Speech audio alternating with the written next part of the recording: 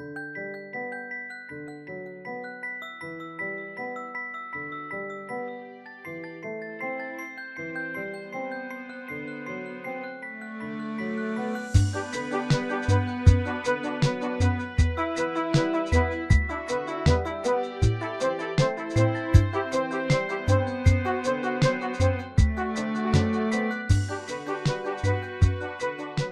est souvent d'accord avec ce qui est partagé par nos invités, mais pas toujours. Donc, s'il vous plaît, tenez-nous-en pas trop rigueur. L'objectif, c'est d'échanger ouvertement afin de mieux se comprendre. Alors, bienvenue chez vous et bonne écoute.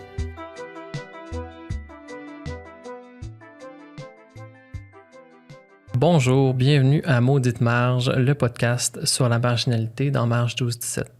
Je me présente Tristan Delorme, directeur général de la Ressource.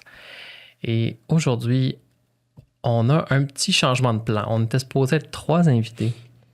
En fait, 2 invités et moi-même, qui est un invité et demi.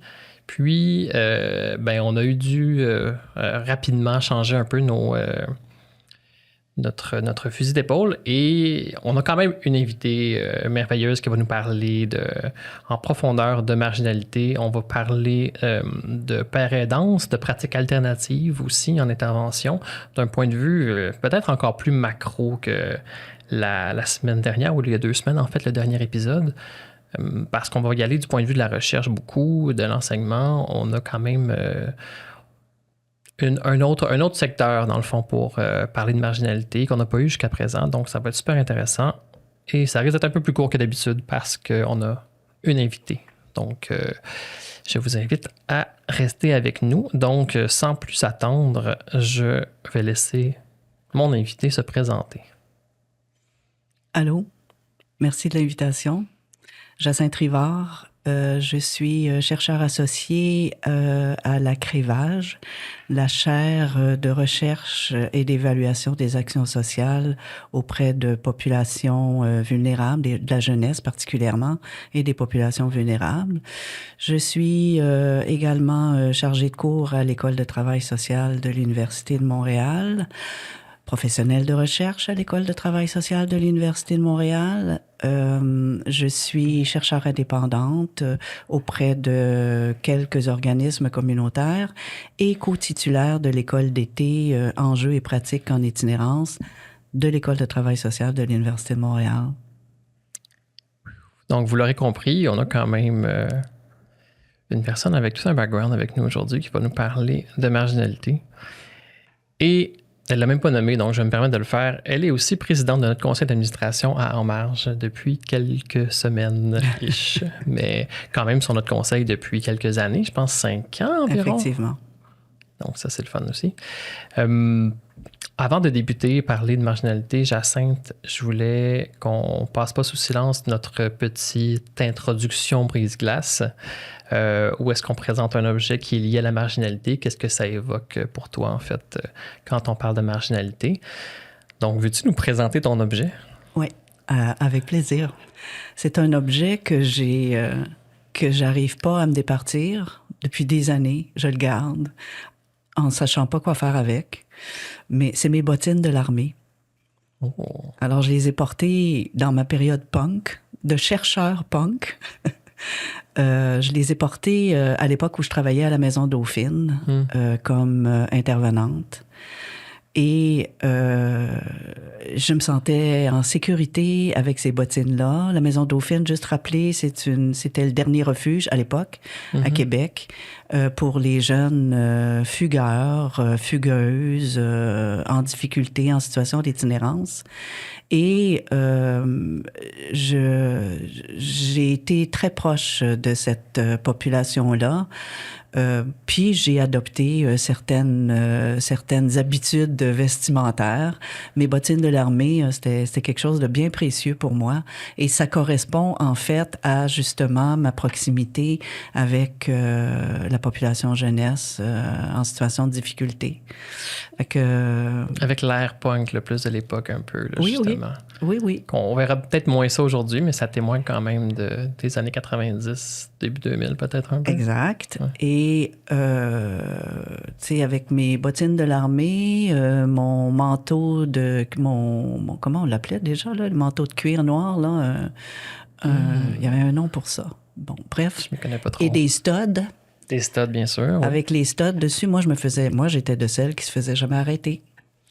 Alors qu'un jeune qui portait la même chose pouvait se faire arrêter n'importe quand dans la rue, avoir une contravention. Il y en a qui se sont fait arrêter parce qu'ils disaient que c'était des armes blanches. Wow. Es-tu en train de me dire qu'il y avait du profilage social avant le 21e siècle? C'est quelque chose qui t'a échappé? Wow. Ben, c'est parce qu'on en parlait justement dans dernier podcast avec Jérémy et Laure. Là, on parlait de profilage social de manière générale, notamment avec la politique de pas de flanage dans le métro. Ouais. Mais oui, en effet. Puis je trouve que ça fait un beau lien, en fait, avec les bottines parce que l'objet que Jérémy nous parlait, c'était justement un soulier. Donc, je pense qu'on en rajoute un petit peu là, avec des souliers vraiment arrimés avec la jeunesse de l'époque. Là. L'autre symbole lié à ces bottines-là, c'est que pour moi, c'est très important que les bottines suivent les babines. Alors, j'essaye de faire en sorte, c'est pas toujours facile, mais j'essaye de faire en sorte que mes bottines suivent les babines, même si j'ai lâché mes bottines de l'armée. Puis mes capes d'acier. Wow, oui, capes d'acier aussi. On n'a pas reçu de babine jusqu'à maintenant, fait que peut-être qu'on pourra en mettre éventuellement sur notre décor, mais c'est bien. Tu viens avec tes babines de l'armée pour nous parler des jeunes. Je le dirais peut-être pas comme ça, non, là, mais... Fait intéressant, mais je les vois pas quand même parce que je pense que tu les as pas avec toi, mais tu vas pouvoir peut-être nous lire.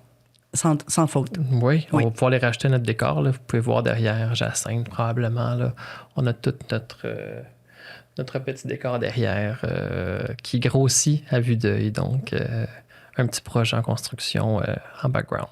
Merci pour la présentation conceptuelle et on a hâte de les voir au prochain épisode, probablement.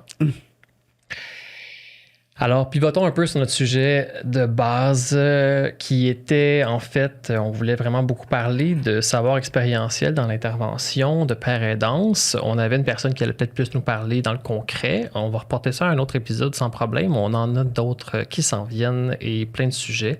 Donc, il n'y aura pas de problème avec ça. Mais on a quand même une spécialiste, je pourrais dire, je ne sais pas si elle va s'appeler comme ça, mais moi je dirais ça, un peu spécialiste de la père aidance ou de l'inclusion de la père aidance, comment ça devrait se faire dans les organisations. Mais pour mettre un peu la table avant, là, on se fait partie un peu de pratiques alternatives dans l'intervention auprès des personnes marginalisées. Pourquoi est-ce que ces pratiques alternatives existent et sont nécessaires? Est-ce que tu veux nous présenter ça un peu? D'où ça vient tout ça? C'est une belle question, ça. En fait, quand on s'adresse à des populations vulnérabilisées, et là, je dis vulnérabilisées, c'est volontaire parce que il y a quand même, là, il commence à y avoir de plus en plus de personnes qu'on appelle vulnérables, nous dire, moi, je ne l'avais pas cette étiquette-là. Je suis pas une personne vulnérable. Je suis forte parce que je suis passée à travers plein de choses. Donc, vulnérabilisée par un système social, politique, on peut dire, là. Ça renverse la conception qu'on peut avoir de ces personnes-là. Oui, ça nous fait poser un regard plus large que sur la seule personne. Ouais. Donc, réaliser des recherches, en fait, avec des personnes qui ont vécu une situation difficile, vulnérabilisante, d'itinérance. On peut pas s'y prendre de la façon traditionnelle. On peut pas faire ça. On est toujours sur une espèce de fil de fer entre recherche et intervention. Parce que il faut faire des apprentissages avec ces personnes-là. Il faut se rendre accessible.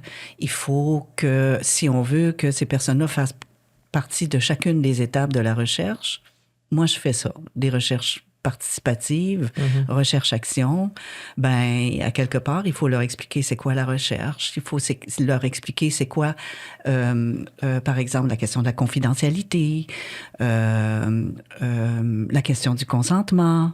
Donc, c'est toutes des choses qu'on doit partager avec eux, qu'on doit leur apprendre, répondre à leurs questions et répéter aussi. On répète à plusieurs reprises. Et puis, progressivement, ben, ils s'approprient la recherche. C'est ce qui distingue aussi de la recherche traditionnelle. La recherche traditionnelle appartient aux chercheurs. Là, on veut que la recherche appartienne à tout le monde. Et particulièrement les personnes. Et particulièrement ces personnes-là qui sont les plus concernées, absolument.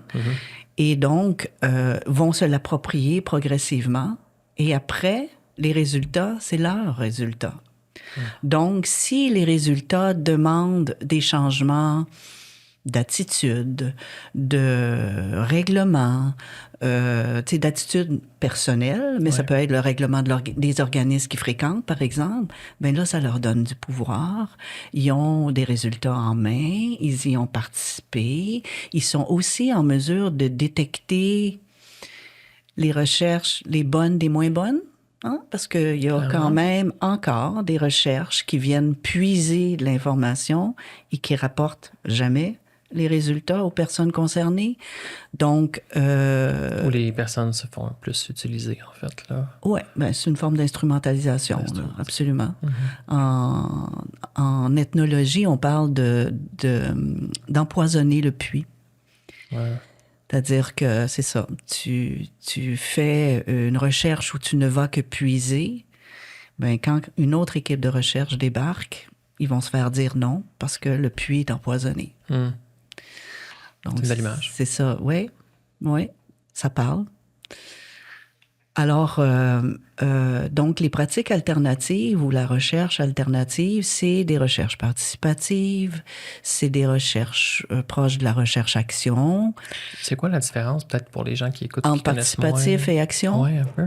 Ben, une recherche-action, c'est une recherche participative. C'est une forme de recherche participative. Mais la recherche-action, en principe, si on veut être puriste, là, vient du terrain. Donc, c'est, par exemple, l'organisme communautaire. J'ai dit que j'étais tantôt chercheur indépendante auprès d'organismes. Les organismes sont venus vers moi et m'ont demandé de réaliser une recherche dans leur organisme. Donc, ça part d'un besoin nommé par les personnes les plus concernées et nous, on essaie de répondre à ce besoin-là de la façon la plus participative possible. Moi, je travaille avec une équipe, je travaille jamais seul, en fait. J'essaie d'intégrer des étudiants là-dedans parce que c'est des terrains exceptionnels pour les étudiants. Et c'est le plus intéressant parce que tu es vraiment prêt avec, en fait, les personnes les plus concernées là, qui vont te dire directement si tu es dans le champ ou pas. Et l'intérêt de ça, c'est que les résultats n'arrivent pas qu'à la fin. C'est-à-dire que nous, on parle d'un système apprenant, là. D'ailleurs, c'est un système qui est très utilisé aussi à l'agrégage. C'est-à-dire qu'au fur et à mesure qu'on observe quelque chose qui peut, qui peut porter des effets à court, moyen, long terme, on le nomme. Donc, dans le cadre des rencontres, par exemple, on dit, nous, on a observé que telle chose, ça pouvait avoir des conséquences. On le nomme dans les rencontres d'équipe, par exemple. On le nomme à des personnes en particulier pour que, justement, ces résultats soient utilisés rapidement pour améliorer la situation, pour s'assurer qu'il n'y aura pas d'impact négatif. On n'attend pas 3 ans avant d'amener les résultats, ou alors que c'est trop tard, ou ça s'est tellement envenimé que c'est plus possible de rétablir les choses. C'est des organismes qui remarquent peut-être des lacunes au sein de leur organisation qui ont envie de s'améliorer dans leur pratique d'accueil, d'inclusion? En fait, tout organisme devrait. Mais en fait, mon point, c'était plus de dire... C'est pas les organismes qui ont des problèmes, mais c'est les organismes qui sont capables de reconnaître qu'ils peuvent s'améliorer puis qu'il y a une place à s'améliorer. Moi, je dirais que c'est le désir d'avoir un autre regard sur son travail. Je le verrais un peu plus comme ça. C'est quelqu'un qui arrive de l'extérieur, qui va jeter un regard je n'utilise jamais le terme objectif, là, mais distancié sur ce qu'ils sont en train de faire. C'est nécessaire. Je donne par exemple un exemple d'un organisme qui intervient auprès des personnes en situation d'itinérance adultes qui consomment et qui offrent des services aussi de consommation supervisée. Ces organismes-là ont des enjeux internes et externes également. Donc, nous, on rencontre les commerçants qui sont autour, la population du quartier, etc., en plus de rencontrer les équipes à l'interne, de participer à des rencontres. En fait, on a un point recherche à chacune des rencontres auxquelles on participe, justement pour dire, voici, on a noté telle chose pour qu'on puisse en discuter et réfléchir. Donc, on est quand même encore dans la cohabitation sociale, là, dans ce type de recherche-là, j'imagine. Là. Clairement. Hein? Oui, clairement. Puis, ça peut donner un peu le ton dans... Donc, pas juste l'interne de l'organisation, mais aussi, genre, est-ce qu'il y a des paramètres externes qu'il faudrait changer pour améliorer l'accueil des personnes? Oui, c'est une grande réflexion, hein? C'est une grande réflexion. Et honnêtement, jusqu'à maintenant, là... En fait, c'est que dans le discours, dans la littérature, dans le discours de la plupart des acteurs concernés, c'est clair qu'il faut que tout le monde mette l'épaule à la roue. Mais ça se fait pas. Mm-hmm. C'est pas ça qui se fait encore, présentement. Donc, tout le monde, je pense que la bonne volonté est là. C'est complexe, c'est énergivore, ça demande beaucoup de temps. C'est sûr que pour créer cette synergie, cette solidarité, pour que vraiment on se comporte comme si on était un seul village, ça demande beaucoup. Mais une fois que ça va être fait, on le sait que ça va être absolument gagnant et que tout le monde va y gagner. Mais ça peut être difficile à imaginer. Là. Je pense que les gens sont conceptuellement solidaires et... Dans l'action, ça peut être plus difficile. Dans la transition, du moins. Là. Peut-être un peu... je pense que les gens sont un peu plus de gauche conceptuellement, mais dans l'action, peut-être plus de droite, là, dans leur vision de... Peut-être. De cette solidarité-là, puis de ce vivre ensemble, cette communauté. Là, c'est un concept qui revient quand même souvent c'est quand ça. on parle de marginalité. C'est comment inclure, en fait, les personnes, puis comment nous, on peut peut-être s'inclure ou s'intégrer dans ce qui... On en parle, on en rêve, on essaie de trouver des solutions, mais là, présentement, nous, ce qu'on voit, là, ce qu'on observe avec mon équipe, c'est que on est dans une société où on ne peut faire autre chose que d'éteindre des feux. On éteint des feux. On est dans le court terme, là, vraiment. Bon, on est dans l'urgence. L'urgence, oui. Tout va vite, très vite, trop vite. Et on peut pas, quand on est dans l'urgence, on peut pas penser à moyen et à long terme, là, clairement. Et déjà, de t'occuper de ton organisme, de ton équipe, de ton monde, si tu arrives à le faire. J'essaie. Oui, je ne m'adressais pas à toi en particulier. Je sais. Si c'est ça, si les gestionnaires arrivent à le faire, tout le monde n'y arrive pas, on le voit. On le voit très bien, très clairement. On ne peut pas créer ce genre de synergie, d'équipe, de travail, de quartier, de village. C'est compliqué. Là, actuellement, c'est difficile. Oui, je pense qu'on pourrait... Il y a un univers dans lequel on pourrait parler pendant plusieurs heures de toute la conjoncture politique qui se passe, mais je vais essayer de me restreindre parce que je pense que ça peut être intéressant d'aller vers une autre avenue, puis aussi, je pense que tout le monde en parle tout le temps. Donc en même temps, excuse-moi, je t'interromps, mais en même temps, je te dirais que c'est notre toile de fond quand on veut faire la pratique alternative, la recherche alternative ou...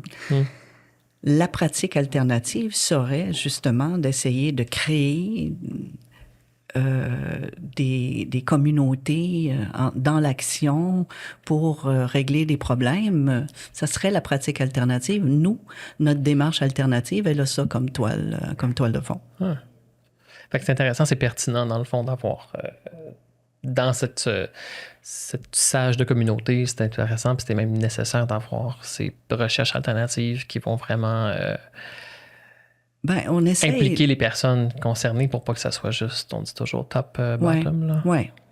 Puis comme nous, on a un pas de côté par rapport aux personnes qui sont en train d'éteindre du feu, on leur dit, c'est facile à dire, là. Ouais. Puis ils sont conscients. Et on le rapporte, on le ramène, on donne des trucs. On peut offrir certaines formations. C'est fait, on l'a déjà fait. Ouais. Donc, il y a plein de choses qui sont possibles.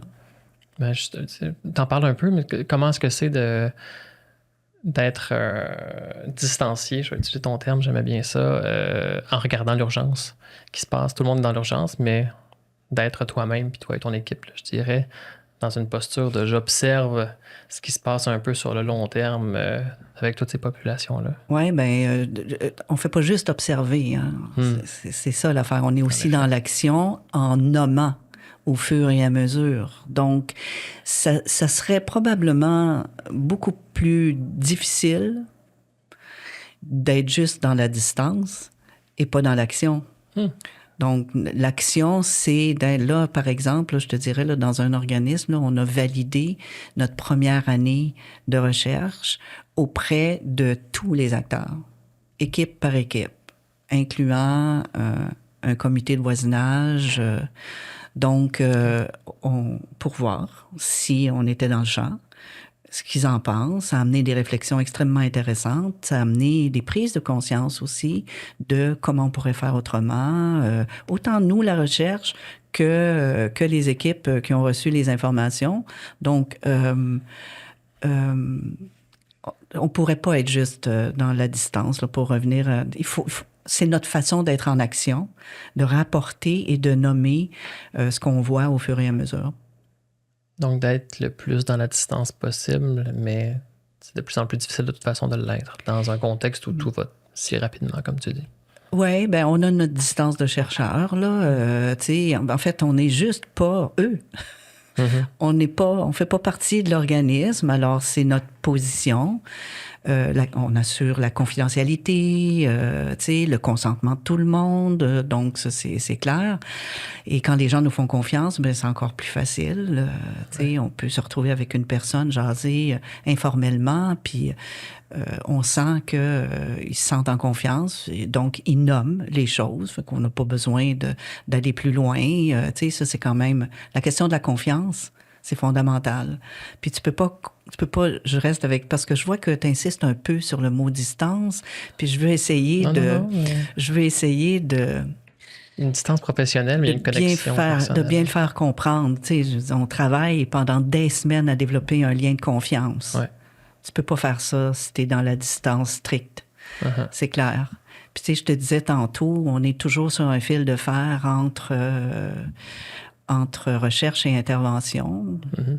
Si intervention, c'est être bienveillant, être gentil avec les gens, tu vois, c'est pas de l'intervention comme telle. Une personne en situation d'itinérance vient vers moi pour me dire j'ai besoin de telle chose, je vais l'emmener vers un intervenant ou une intervenante. Tiens, viens voir cette personne-là, elle est là pour ça. Donc, je vais pas répondre à son besoin. Je vais pas faire une vraie intervention, mais on s'entend qu'on est tellement proche des gens que les gens nous racontent toutes sortes de choses, des enjeux qu'ils vivent, etc. Alors, on est à l'écoute, puis on dit qu'on comprend ou on pose quelques questions juste pour créer le contact, pas pour nourrir ou alimenter notre recherche, mais juste pour pas les laisser tomber. Hein? Parce que c'est pour ça qu'à la base, il y a une recherche qui est faite aussi, là, c'est pour améliorer le bien-être de ces personnes-là. Le sort de tout le monde. Puis je te dirais que des fois, on a aussi des confidences des intervenants qui débordent, qui sont fatigués, qui sont au bord de lâcher. Fait qu'on reçoit tout ça. J'en doute pas. Si je reviens un peu aux pratiques alternatives, tu parlais de plusieurs manières d'aider. D'habitude, c'est plus vers la fin de l'épisode qu'on en parle, mais des bons coups un peu de qu'est-ce qui se passe. Je vois quand même que tu vois qu'il y a de l'impact dans ce que tu fais, même si c'est difficile, puis qu'on voit qu'il y a beaucoup de de personnes à aider que les organisations, ça va pas super bien. Climat large, toile de fond qui est un peu difficile des fois. Il y a des bons coups, dans le fond, à l'école, un peu. Tu parlais d'avoir des équipes de personnes étudiantes là, pour... ça fait quand même plusieurs années que tu es là-dedans, que tu accompagnes ces étudiantes-là, étudiantes. Est-ce que tu vois dans cette... cette relève de personnes, des gens qui ont vraiment envie de s'impliquer, est-ce que tu vois de l'espoir, en fait, de manière générale? Ben oui. Ouais. Ben oui. Écoute, on fait pas ça si on n'a pas l'espoir dans l'être humain, d'abord. Être proche du terrain, ce que certains professeurs ont perdu comme privilège, en fait. C'est un privilège. C'est précieux et comme j'ai ce privilège-là, ben j'essaie d'intégrer le plus possible des étudiants ou des étudiantes. Tu sais, en travail social, c'est beaucoup des étudiantes. Hein? Oui, quand même. Je me souviens de mon bac aussi. Oui, c'est ça. Donc, l'intérêt, oui, je vois des étudiants et des étudiantes qui ont allumé sur le terrain. Débarquer sur des terrains comme celui-là, quand t'es pas accompagné, soutenu, c'est une chose. Mais quand tu l'es, autant sur le plan de la recherche, sur le plan méthodologique, que sur le plan de la posture, avec des personnes comme ça. Parce qu'il y a une posture spécifique, en fait, de tellement proche, justement. Est-ce qu'il y a des personnes, on va dire étudiantes, là, qui ont envie de s'éloigner de la recherche pour aller davantage sur le terrain, sur l'intervention? Est-ce que c'est déjà arrivé? Ben oui, ça arrive, c'est sûr. Tu sais, c'est un réflexe. Un réflexe d'intervenant. Fait que, ben moi, c'est cette partie-là qui t'attire un petit peu plus, finalement. Tu es dans un emploi pendant plusieurs années qui touche à la relation d'aide quand même, mais que sans pouvoir être à 100% là-dedans, ça doit quand même donner envie peut-être de passer du côté d'intervention plus terrain. Essaye pas, là. Ce qui m'intéresse, moi, c'est le fil de fer. Je suis une fil de ferriste. Un fil de ferriste. Et j'essaie d'accompagner les étudiantes dans ce sens-là. C'est-à-dire, on peut pas toujours savoir à l'avance ce qui va arriver. Et dans des milieux comme ça, on le sait pas. Et on peut pas toujours savoir non plus, dans les situations qu'on rencontre, qu'est-ce que ça va interpeller chez nous. Parfois, c'est une posture qui est un peu plus proche de l'intervention.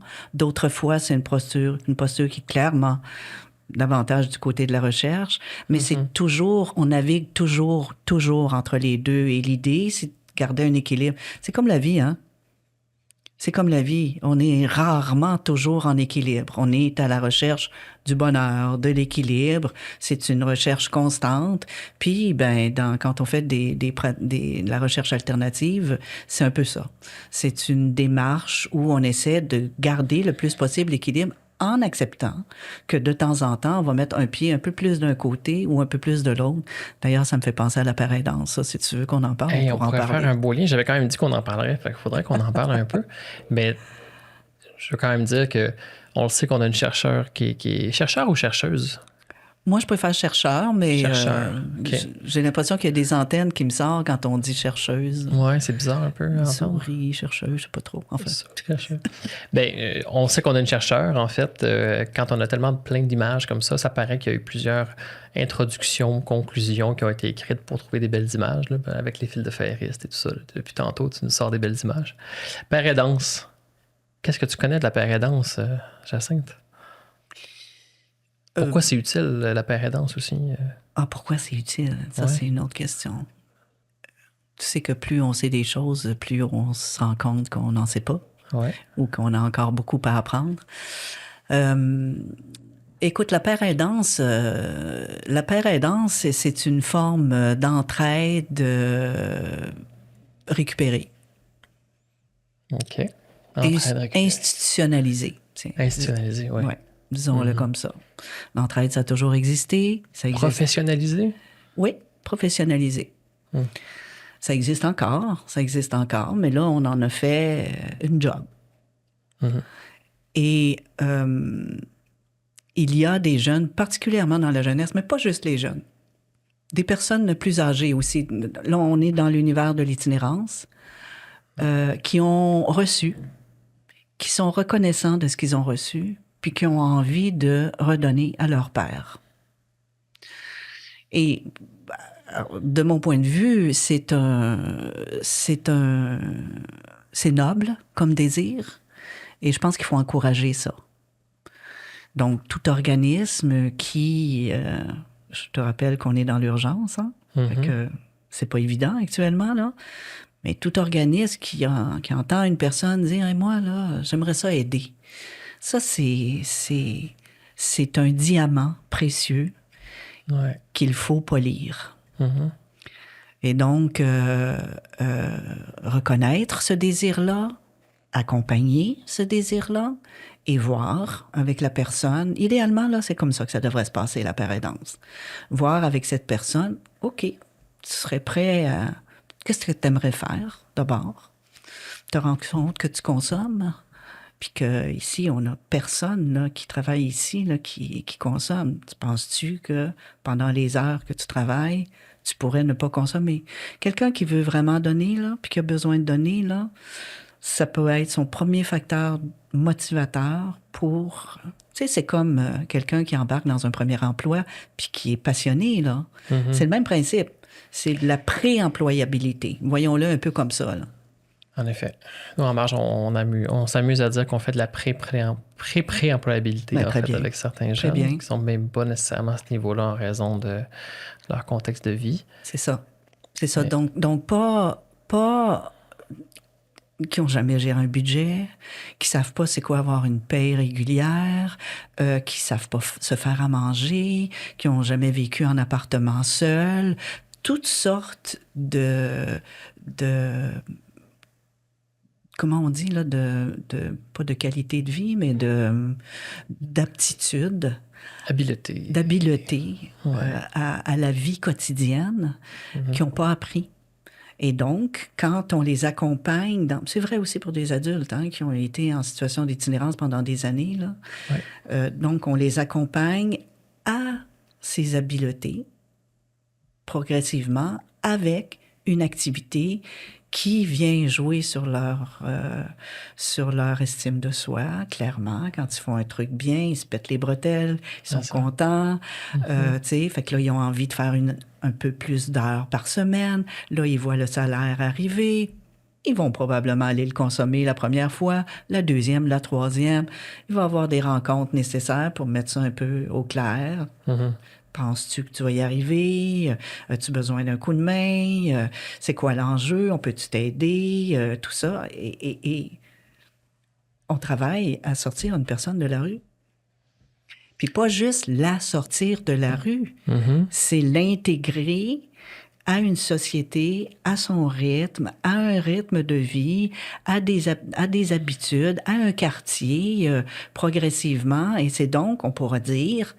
c'est une personne insérée. Je le mets entre guillemets. On parle souvent d'inclusion quand on veut vraiment prendre la personne entière plutôt que de l'intégrer dans quelque chose. On l'inclut dans un continuum ou en tout cas une communauté qui est plus large et plus diverse et meilleure grâce à cette inclusion-là.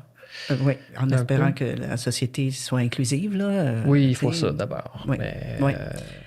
Mais donc, tu vois, plutôt que de les mettre dans un appartement, OK, leur donner une bonne claque dans le dos en disant « Hey, super, tu t'es trouvé un appartement », c'est là que le trouble commence. Et ça, il y en a plusieurs qui nous l'ont nommé. Hein? Des responsabilités auxquelles ils n'ont pas l'habitude de faire face. Tu sais, des colocs qui, à un moment donné, te laissent tomber parce que tu es le seul à avoir signé le bail, sachant pas que ça pouvait poser des problèmes, ne connaissant pas ses droits, etc. Nul n'est censé ignorer la loi, on dit. Exact. Alors, tu vois... On a beaucoup de jeunes, en fait, qui nous ont parlé de ça. Mike est venu dans le 3e podcast qui nous a parlé justement de ce désir de redonner. Puis c'est une personne qui redonne, qui revient dans le podcast, qui a parlé dans un article de journal, qui est sur notre conseil d'administration aussi et qui nous dit à la fin de sa participation. S'il y en a d'autres, let's go, on revient. Fait que ça se peut que vous revoyez Mike sur le podcast, justement. Mais on voit ça dans les personnes qui ont vécu, qui ont un vécu vulnérabilisé, je veux dire. Le désir de redonner parce qu'ils sont passés par là, puis ils ont ce sentiment d'entraide, de solidarité, il est là, il est ancré en eux et elles. On a plein d'exemples de jeunes là, qui ont cheminé, qui ont fait une trajectoire de paraidance, par exemple, qui ont abouti avec un travail d'intervenant, de travailleurs de rue, on t'en connaît certainement, on en connaît plein, il y a toutes sortes de belles histoires. Donc, oui, tout est possible s'ils sont bien accompagnés. La paraidance au Québec, là, elle est née comme ça. C'est une histoire de jeunes qui ont dit, hey, nous autres, de jeunes qui n'utilisaient pas les services.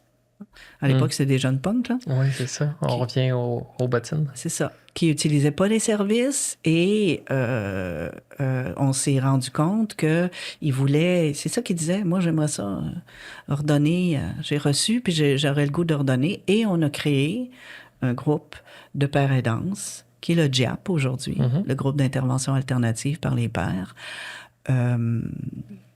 qui est encore, qui a presque 30 ans là, d'existence et qui fonctionne encore très bien. Et c'est ça, c'est ce qu'ils font. Bon, maintenant, il y a 2 écoles de pensée de la paraidance au Québec. Ouais. Il y a celle-là, celle qui est plutôt jeunesse et une approche qui se veut globale.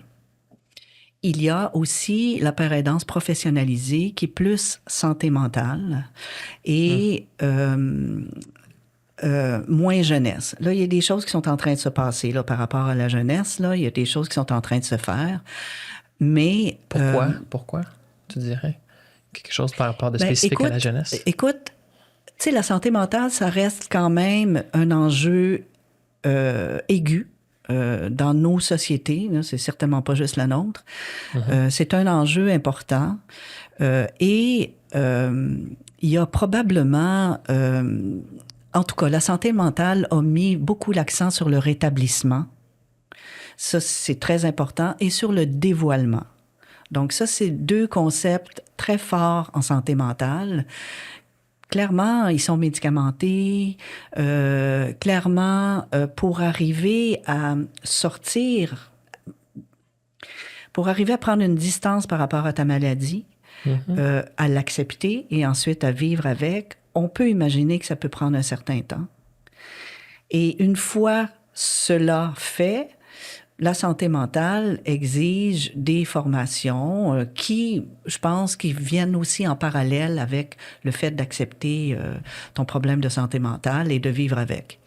Mais quand ils ont fini leur formation, ben ils sont moins jeunes. Ça prend du temps. C'est ça.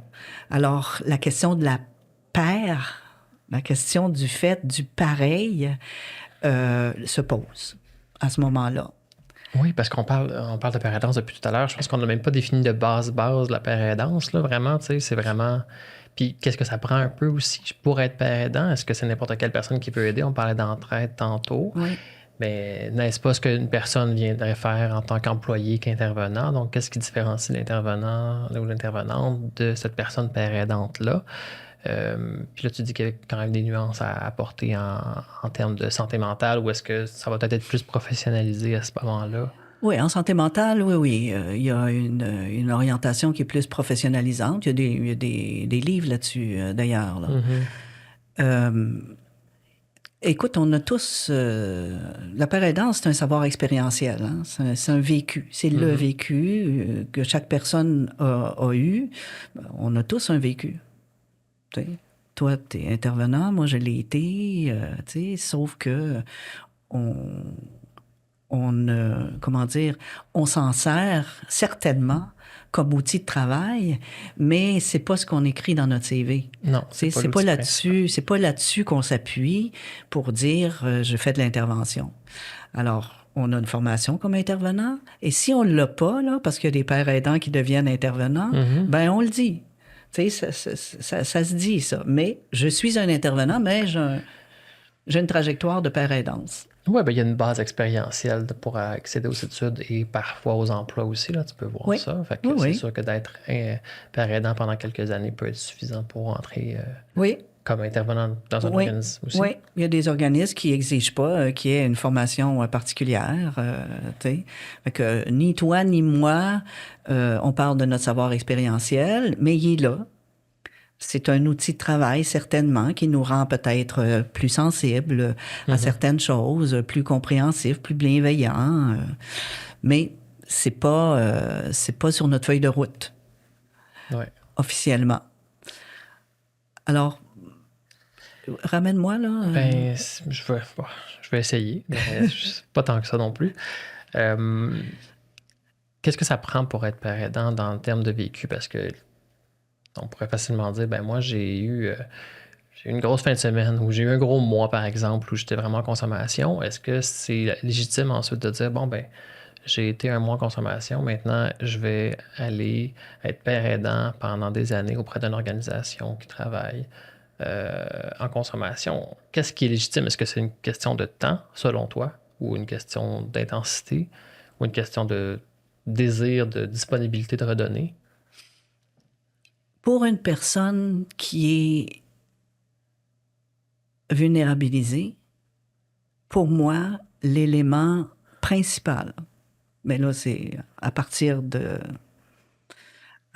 mes différentes expériences, là, l'élément principal, c'est de vouloir redonner. Ça part de là. Après, on s'adapte, on s'ajuste à la personne parce qu'on la soutient. Ça prend un soutien. Là, on voit dans la littérature, c'est clair, et puis on le voit là au quotidien, la chose qui fait qu'on va mettre un ou une père aidante en échec, c'est les équipes qui sont pas prêtes à recevoir un père aidant. C'est les équipes.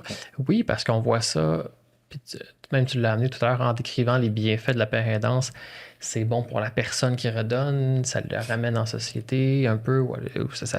C'est très pertinent pour son estime de soi, tu disais tout ça. Mais on a un peu passé à côté du fait que l'objectif, c'est quand même d'aider, d'accompagner d'autres personnes aussi. C'est pertinent d'avoir ces personnes-là parce que.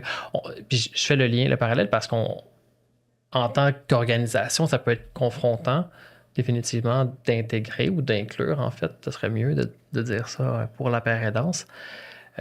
Parce que c'est beaucoup de gestion, c'est beaucoup de paramètres qu'on s'imagine devoir régler et ajuster et s'adapter. Par contre, dans le fond, est-ce que c'est pour permettre à des personnes qui n'auraient pas le bagage CV classique de quand même commencer dans un stage rémunéré un peu dans une organisation parce que sinon elle ne serait pas prise parce que ce qu'on demande pour un poste, c'est peut-être 2 ans d'intervention.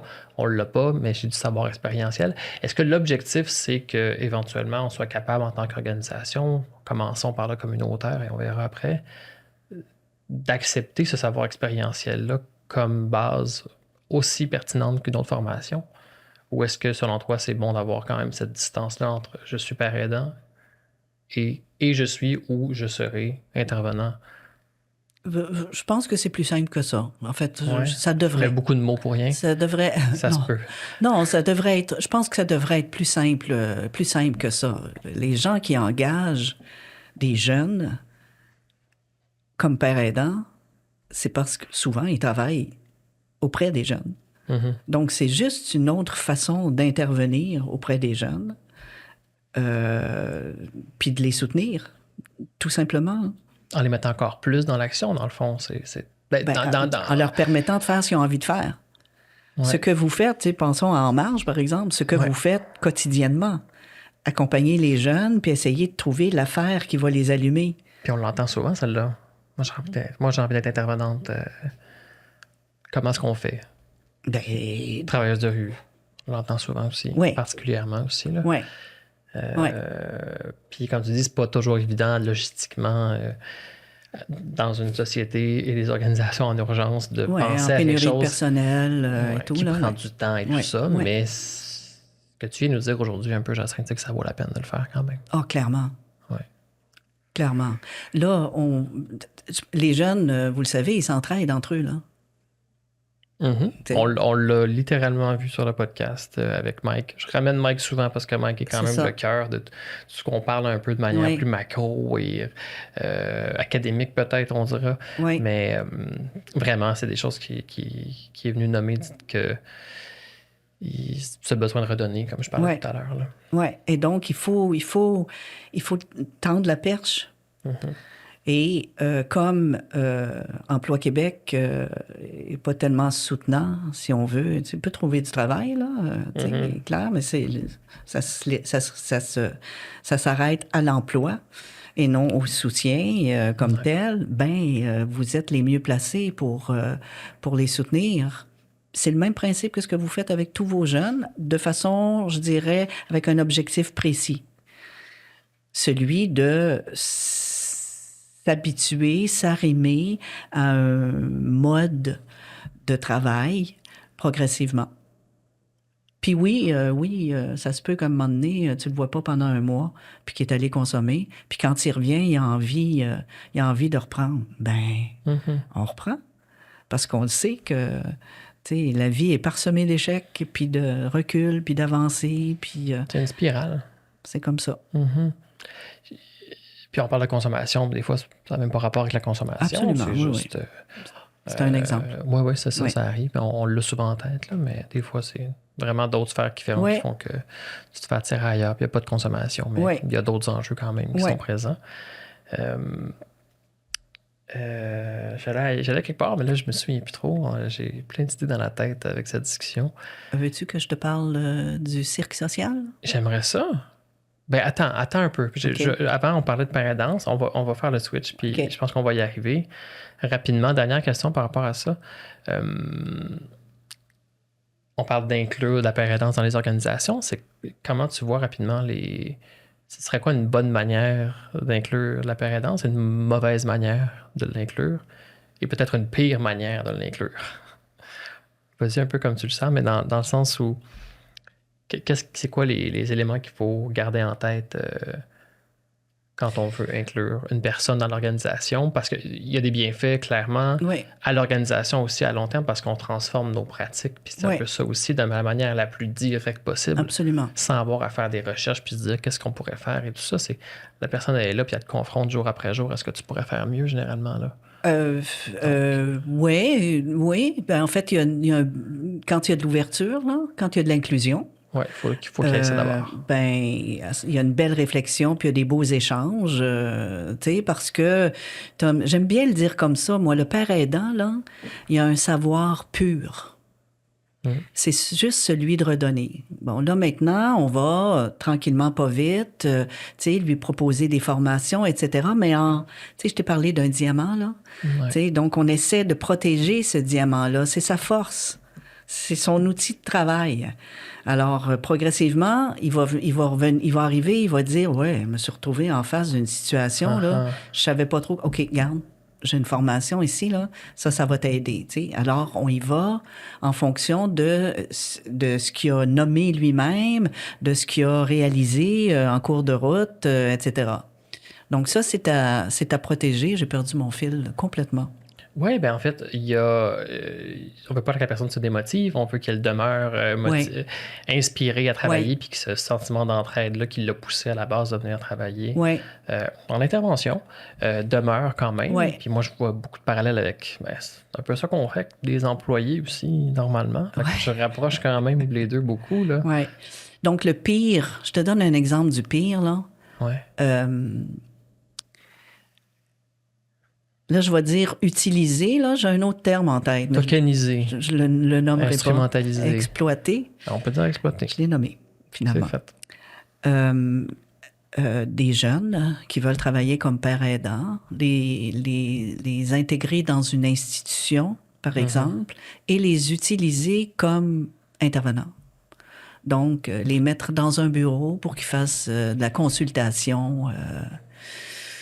Alors face au roulement de personnel. Ça, c'est le pire, à mon avis. C'est-à-dire que tu t'instrumentalises carrément une jeune personne qui n'a pas beaucoup d'expérience de travail.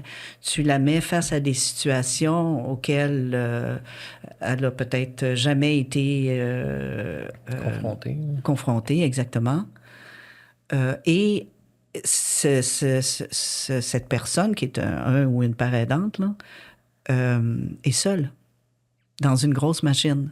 Mm-hmm. Donc, pas de pouvoir. Elle va faire ce qu'on va lui demander de faire, si elle est docile. Mm-hmm. Sinon, ben, elle va s'en aller. Sinon, il y a des exemples de ça. Hein? Sinon, elle va faire un burn-out. Sinon, bon, c'est mettre en échec, en fait, la profession, le travail de père, pas profession, le travail de père aidance. Et ça, c'est vraiment dommage. Probablement que je vais parler du entre les deux en parlant du mieux. Ouais. Le mieux, j'en ai déjà pas mal parlé déjà, mais je te dirais, je pense que ce qui est important, c'est qu'il soit au moins deux. Ouais. Quand on travaille jeunesse, c'est une très, très bonne chose de travailler ou en tout cas de rencontrer l'équipe du DIAP. Pour voir comment ils fonctionnent. Ils ont développé une charte de la père aidance. Ils ont des documents aussi qui sont très élaborés sur le comment, sur le pourquoi, avec des propositions de formation. Donc, ils ont une trousse là, qu'ils ont développée. Donc, qu'ils soient plus qu'un. Plus qu'un, c'est important. Oui, pour leur donner du pouvoir. Puis reconnu vraiment, leur statut reconnu à l'intérieur de l'organisation. Comme ça, tu vois, c'est un travail qui se fait progressivement. Hein? On dit oui, je reconnais. Puis quand on le vit, là, tu sais, puis qu'on voit le père qui va dehors, qui va faire un bout avec le travailleur de rue, et puis qui revient, qui est super emballé, puis là, à un moment donné, on le perd de vue parce qu'il est dans une dérape. Là, tu perds confiance en lui, tu sais, et puis là, tu reviens avec tes cadres il faut être discipliné, etc. Là, quand il revient, suivant l'accueil qu'il va avoir, ben, il reste, il part, il est découragé, il veut continuer, tout peut arriver, là. Donc, il faut se souvenir que c'est un jeune. Ben, c'est exactement ça que je pensais. Là. C'est ce que tu me décris, c'est ce qu'on fait en marge. Ben oui. C'est comment est-ce qu'on rejoint un jeune qui est parti, qui a eu quelque chose, puis qui revient, on l'accueille. Puis là, vous pouvez en avoir, vous êtes proche du diable, je le sais, tu sais, vous pouvez en avoir 2 ou 3, disons, là, de vos pères qui accompagnent les travailleurs de rue, puis après ça, à un moment donné, qui sont capables de se mettre à deux, puis d'aller faire une sorte de travail de rue, tu sais, de se montrer comme père aidant. Ben, ça fait son chemin, hein. Ils sèment des graines un peu partout, et puis là, vous avez des jeunes que vous avez jamais vus, qui vont arriver parce que ont rencontré votre père, tu sais, et puis ils l'ont trouvé cool, fait que ils viennent. Et là, vous en avez 2, 3 qui prennent du galon, qui à un moment donné s'en sortent, qui retournent aux études, il y en a plein, hein, qui retournent aux études, ou alors qui s'en vont travailleurs de rue officiellement, vous leur donnez une job, ça tombe bien, mais il y a tous les autres jeunes qui savent qu'il y a 3 pères En Marche. Puis qui regardent ça depuis longtemps, là. Puis que c'est un facteur motivateur parce qu'ils savent qu'il y a quand même un minimum d'exigence, là. Tu peux pas consommer quand tu travailles, etc. C'est minimum 3 heures par semaine. Je dis n'importe quoi, là, mais... Je comprends. Ils attendent, eux autres, là. C'est inspirant. Puis là, ils savent... Ben oui, c'est motivant. C'est inspirant. Oui, effectivement. Donc, ça vaut la peine. à plusieurs niveaux. Puis je pense que particulièrement pour En Marche, c'est important de le faire quasiment plus tôt que tard, avant que le jeune soit plus jeune. T'sais, on est En Marche 12-17, on travaille avec des jeunes mineurs. C'est difficile d'avoir un certain recul nécessaire, comme tu dis, pour cette exigence de base-là, qui doit être quand même un peu plus lousse pour nous, parce que si on attend que la personne ait fait toutes les formations et ait un recul vraiment nécessaire, ça se peut qu'elle ait 27 ans aussi. Puis que c'est ça. Ce qu'elle peut faire en tant que père aidante, c'est un peu plus difficile. Le désir de redonner, là, c'en est un pas de côté, ça. Ils sont sortis d'eux-mêmes, ils ont envie d'aller vers les autres. C'en est une distance, ça. C'est déjà, en effet, une autre belle image. OK, Jacinthe, c'est quoi le cercle social? Une autre pratique alternative, on pourrait dire. Oui. Hein? Oui, c'est pour ça qu'on en parle. Ouais. Absolument. Qu'est-ce que tu connais du cirque social? Tu connais une organisation qui fait ça? Ben, écoute, je suis là-dedans, d'ailleurs, là, je suis en train d'écrire là-dessus. Là. Le cirque social, il est né du Cirque du Soleil. Ça fait un clash là, quand on le nomme, là, parce que c'est quoi ça, cette affaire-là? Le Cirque du Soleil avait un volet philanthropique. Moi, j'ai fait ma thèse de doctorat là-dessus. Je peux t'en parler longtemps. Un volet philanthropique qui s'appelait Cirque du Monde. Cirque du Monde n'existe à peu près plus maintenant, tu sais, avec la nouvelle direction du Cirque du Soleil, mais on fait plein de petits, dont Cirque du Monde Montréal, qui s'appelle maintenant Cirque Hors-Piste. Mm-hmm. Alors, moi, je suis en contact avec Cirque Hors-Piste depuis ses tout débuts. Depuis ses tout débuts. Et j'ai réalisé plusieurs recherches là, au sein de l'organisme. Le cirque social, en fait, dans cirque social, il y a cirque, puis il y a social. OK? Ouais. Et le cirque, c'est un outil d'intervention. C'est un prétexte, en fait. Mais l'intérêt de ce prétexte-là, c'est que on est dans l'action sociale. On est aussi dans la pédagogie alternative. On est beaucoup là-dedans, le cirque social. Au départ, ça s'adressait à des jeunes, mais on s'est rendu compte que ça avait des propriétés exceptionnelles auprès des personnes autistes, par exemple, avec des déficiences intellectuelles, des personnes âgées, entre autres. Mm-hmm. C'est probablement pour ça que j'aime tellement le cirque. Oui. Moi qui suis plutôt jeune. Et donc, l'idée, c'est de se servir du cirque multidisciplinaire. Hein? Tu fais plein de choses dans le cirque. Mm-hmm. Tu jongles, tu fais du rolla-bolla, tu fais des mises en scène un peu théâtrales, tu fais de clown, plein de choses que tu peux faire. Tu utilises ton corps. Tu utilises ton corps. Et ça, c'est central. Là, ça fait des décennies là, qu'on travaille sur l'intellect. Là. Mm-hmm. Hein? Et donc, il faut absolument qu'on se réapproprie notre corps. Et c'est ce que les jeunes... Moi, c'est ce que j'ai vu là, dans les recherches que j'ai menées. Là. Il y a une espèce d'éveil corporel, qui est corporel aussi. qui est absolument génial. Absolument génial. On voit toutes sortes d'affaires. Là. Des jeunes qui arrivent avec des gants puis qui refusent de s'en départir, là, et qu'on ne peut pas toucher. Donc, on ne peut pas y donner la main ou quoi que ce soit, et qui finissent plus de gants, qui font des pyramides, qui se touchent, etc., en l'espace d'un mois. Mm-hmm. J'ai vu d'autres jeunes essayer de jongler, se décourager immédiatement, et puis l'instructeur qui arrive puis qui propose des foulards, et donc il a jonglé dans 20 minutes. Mm. Donc, l'outil multidisciplinaire cirque est extrêmement intéressant pour les jeunes et physique aussi. Et puis, le social, c'est justement accompagner les jeunes à être très, très inclusifs, créatifs, les sortir de leur tête un peu. Écoute, les jeunes arrivent là, puis ils se présentent par leur diagnostic avant de nous dire c'est quoi leur nom. Ouais. Donc, tu sais, c'est beaucoup dans la tête que ça se passe, alors que dans le cirque social, tu sors de ta tête. Mm-hmm. Puis là, tu rentres dans ton corps, puis tu fais toutes sortes de choses colorées, joyeuses, respectueuses, qui fonctionnent très bien. Donc, moi, je regarde ça depuis des années. Je me rends compte que ça fonctionne encore. Ça fonctionne beaucoup. Ça fonctionne de plus en plus. De plus en plus. Et la directrice de Cirque Hors-Piste le sait, là, moi, je suis une gardienne de l'essence du cirque social parce que ça serait tellement facile de l'institutionnaliser. Il y a toutes sortes de demandes qui ont été faites. Rentrer ça dans une école, etc. Ça se fait. Dans certains endroits, ça se fait. Ça demeure communautaire. Très fort communautaire, quand même.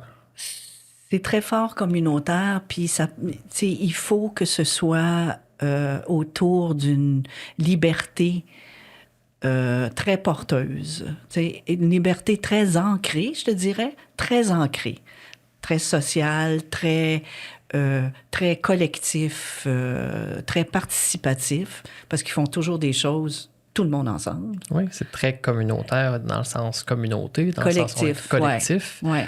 Tu fais pas du cirque tout seul, c'est rare. Je sais pas qui a vu un spectacle de cirque avec seulement une personne qui était... Oui. Et ils ont toute une partie événementielle aussi où ils font en sorte que les jeunes... Ça finit toujours par un spectacle, hein? Oui. Puis donc, que ce spectacle soit réutilisé pour qu'ils puissent le faire, les jeunes, plus qu'une fois. Donc, il y a des événements qui sont créés. Maintenant, tu sais, à Montréal, en tout cas, c'est assez connu. Et puis, on va leur demander, viens à notre party de fin d'année, viens à notre AGA. Tu sais, donc, ils vont faire leur représentation. Et une fierté... La fierté des jeunes, donc ça travaille très, très fort l'estime de soi, mais aussi de leur entourage, parce qu'on invite la famille, les parents, les amis à ces spectacles-là qui nous disent, j'ai entendu ça plusieurs fois, là, mon Dieu, j'aurais jamais pensé que mon fils ou ma fille aurait fait une chose pareille. Mm-hmm. Parce que justement, ils étaient peut-être moins proches de leur corps, plus pris dans leur tête, puis... C'est ce qui fait que le cirque a permis de leur offrir une voie de s'exprimer qui n'était pas présente avant. Et là. Découvrir aussi une nouvelle image de leur propre enfant. Ouais. Donc, c'est très alternatif. C'est encore très alternatif. Ça fonctionne. Et en fait, je pense que c'est une belle leçon à nos sociétés. Tu sais, des groupes de cirque social, il y en a partout sur la planète. Hein? Après le passage de Cirque du Monde, là, ils sont allés partout. Ben, il y en a plein de troupes qui se sont créées. Et là, maintenant, il y a des troupes encore plus alternatives. Vraiment alternatives. Ah ouais? Oui, clairement. Ça ressemble quoi? Qui sont nées de tout ça. Ben, beaucoup plus dans le corps, plus théâtral, je dirais. Et puis, plus du type théâtre-action. Donc, où les spectateurs sont des spectateurs. Ça, c'est vraiment dans l'esprit d'Augusto Boal, là, qui a... C'est pas mon concept, c'est son concept à lui. Et donc, qui sont invités à venir participer là, à ce qui se passe en avant. Plus libéral aussi sur le plan corporel, donc peu de vêtements, par exemple. Okay. Je pense à Eliane Bonin, là, qui est très, très... qui est ici, une Montréalaise, donc qui travaille beaucoup là-dessus. Donc, super intéressant. Donc, ça fait des petits... tout ça. Et ce que Circorpis fait aussi, c'est que pendant la pandémie, il y a des artistes professionnels de cirque qui avaient besoin d'un espace pour pas perdre la forme, etc., et qui ont été mis en contact avec les jeunes, parce qu'eux, ils ont continué là, pendant la pandémie, qui ont été mis en contact avec les jeunes, et ces professionnels du cirque se sont rendus compte qu'ils étaient dans leur petite tour d'ivoire et puis qu'ils ne se rendaient pas compte de ce qui se passait là, dans la jeunesse, dans leur société, et qui ont eu envie aussi de s'investir. Donc, ils ont développé un volet où les professionnels de cirque sont mis en contact avec les jeunes pour apporter des éléments plus techniques versus apprendre aussi une nouvelle posture, se rendre accessible au niveau des gestes, mais au niveau des termes utilisés aussi auprès des jeunes. Donc, c'est pas mal global comme forme d'intervention. Oui, ben je pense que tu représentes bien Circorpis aujourd'hui dans ses multiples canaux de communication et de pistes de différentes manières d'intervenir, en fait, là, auprès des personnes marginalisées, puis de les soutenir, puis de les empowerer, là. Bref. Oui, de leur donner du pouvoir. Donner du pouvoir, voilà, pour finir en français. Oui. Oui, et moi, ça m'alimente, clairement. Là, ça m'alimente dans ma posture de chercheur qui veut travailler au plus proche possible là, des populations vulnérabilisées. Puis tu as été avec eux dans les recherches, dans les spectacles aussi. Là. Oui. C'est vraiment proche quand même. Là, tu vois, c'est ça. Là, j'ai été confrontée. Là. Je suis sortie complètement de ma zone de confort. Ouais. Parce que Circorpiste a eu une proposition de faire un spectacle. Ce qui est drôle, c'est que c'était l'Ordre des travailleurs et travailleuses sociaux qui demandait que Circorpiste aille faire un spectacle. Nous, on venait juste de terminer notre recherche. Ouais. Donc, ça a fini... On avait dit que les résultats, ça serait une vingtaine de pages. Ça a fini par un livre de près de 100 pages. Et donc, on avait notre matériel là, qui était encore tout frais, et puis on s'est mis à réfléchir ensemble.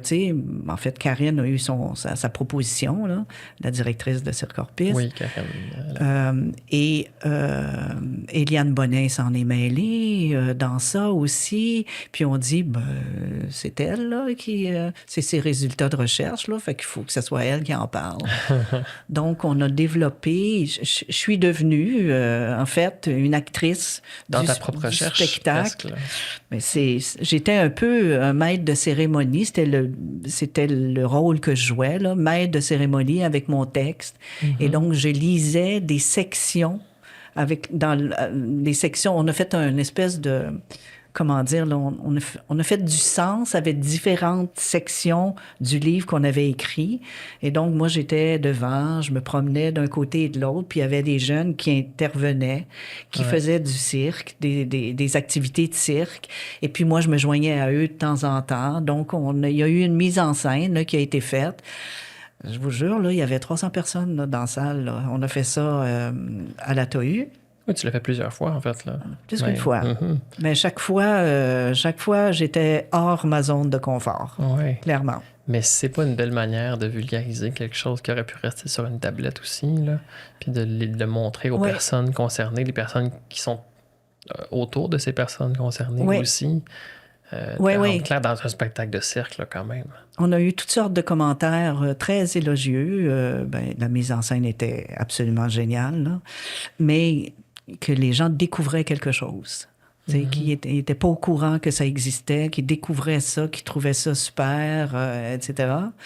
Et tu sais, pour rester dans le même univers, j'ai une de mes collègues qui est en train de terminer son doctorat, là, qui, elle a testé, en fait, la diffusion de résultats de recherche en médecine via le théâtre. Ah ouais. Et puis, bientôt, elle va soutenir sa thèse, là, Julie Théberge. OK. Et donc, on travaille ensemble, on est en train d'écrire quelque chose ensemble. Mais donc, l'intégration des arts à des disciplines plus arides, là, si on veut, dans le but de rendre ça plus accessible à une population plus large, ça se peut, ça s'en vient. On va voir ça dans un théâtre près de chez nous. Dans un théâtre près de chez vous. Bien hâte de voir ça. Écoute, Jacinthe, ça a duré quand même longtemps, cette belle discussion-là. Puis je suis bien content, c'est merveilleux. Je pensais qu'on aurait un invité de moins, peut-être que ça aurait été plus court, mais finalement, non, on avait du stock quand même pour jaser. Tu couperas.